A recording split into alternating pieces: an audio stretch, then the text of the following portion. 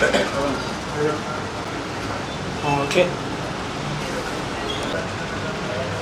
ఇక్కడ చూడండి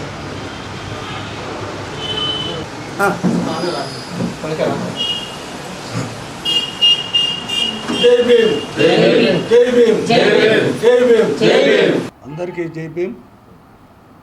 ఈరోజు రాష్ట్ర మాల మహానాడు బలోపేతంలో భాగంగా వైఎస్ఆర్ కడప జిల్లా మహిళా అధ్యక్షురాలిగా వీరబల్లి సురేఖ గారిని ఎన్నుకోవడం జరుగుతూ ఉంది.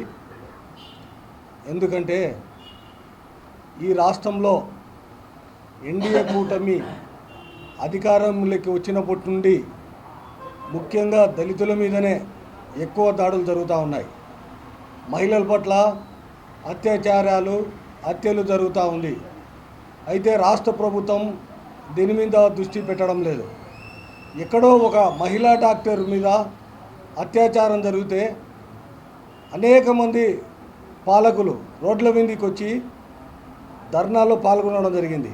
ఆమెకు సంఘీభావంగా మేము ఆమెకు సంఘీభావం తెలవద్దు, దాన్ని వ్యతిరేకించాలనే కోరుకుంటున్నాం. అయితే గుంటూరులో కానీ ఇక్కడ నంద్యాల జిల్లాలో కానీ 17 ఏళ్ల బాలిక మీద, ఒక దళిత బాలిక మీద, గుంటూరు అంటే అమరావతి పక్కలోనే గుంటూరు ఉండేది, అక్కడ ఒక 17 ఏళ్ల బాలిక మీద, ఒక దళిత బాలిక మీద అత్యాచారం చేసి చంపితే కనీసం ఏ ఒక్క ఎమ్మెల్యే కూడా అక్కడ పోయి పరామర్శించిన పాపాన పోలే. కనీసం ఆ కుటుంబానికి ధైర్యం చెప్పే అది కూడా లేదు.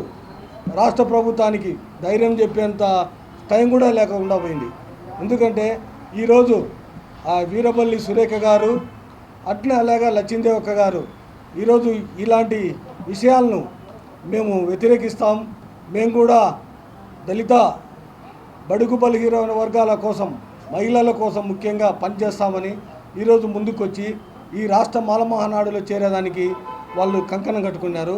వాళ్లకు నిజంగా వాళ్లకు దళిత ఉద్యమ నమస్కారములు తెలియజేసుకుంటున్నా.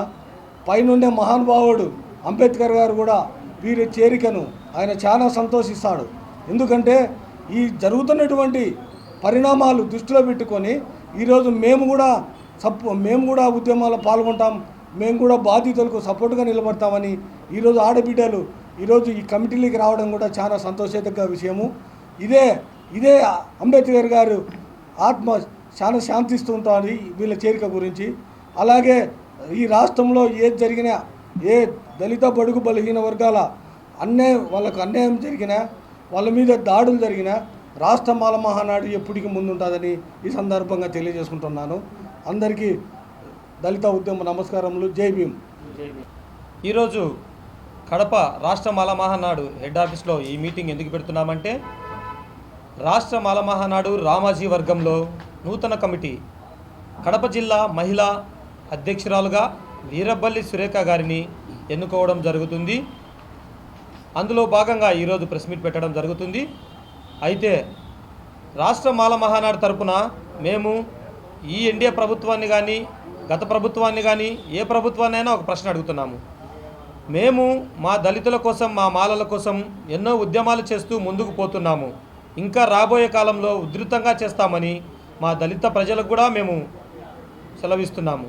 అంతేకాకుండా ప్రభుత్వం గమనించాలి, 4 సంవత్సరాల నుండి మాకు ఇప్పటి వరకు ఎటువంటి సబ్సిడీ రుణాలు కానీ మాకు రావట్లేదు. ఆర్థికంగా అగ్ర కులాల వారు మమ్మల్ని అనగదొక్కుతున్నారు. ఎందుకంటే సబ్సిడీలు వస్తే మేము సబ్సిడీలతో డబ్బులు తీసుకొని మేము ముందుకు పోతామని సబ్సిడీలు నిలబెట్టడమే కాకుండా రాష్ట్రంలో ఎక్కడ చూసినా కానీ ఈ 3 నెలల నుంచి మనం గమనిస్తే దళితులపైన అనేకమైన దాడులు జరుగుతున్నాయి.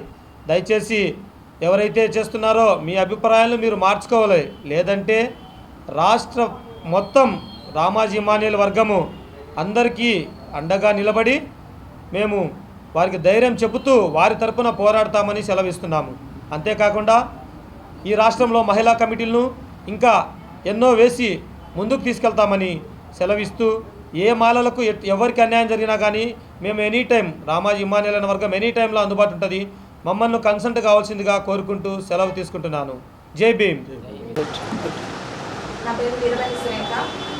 నన్ను కడప జిల్లా మహిళా అధ్యక్షురాలుగా ఎన్నుకున్నందుకు రామాజీ మాన్య గారికి, రాష్ట్ర అధ్యక్షుడు వినోద్ కుమార్ గారికి, అలాగే మీడియా మిత్రులకి, అందరి కమిటీ సభ్యులందరికీ నా నమస్కారాలు, కృతజ్ఞతలు తెలుపుకుంటున్నాను. అలాగే ఏదైతే మహిళల మీద కానీ అంటే ఎస్సీ, ఎస్టీ, బీసీ, మైనార్టీ అన్ని వర్గాలపైన లేడీస్ పైన జరుగుతున్న ప్రతి దానికి నేను పోరాడతానని చెప్పేసి అందరికీ తెలుసుకుంటున్నాను. నాకు ఈ అవకాశం ఇచ్చినందుకు ధన్యవాదాలు.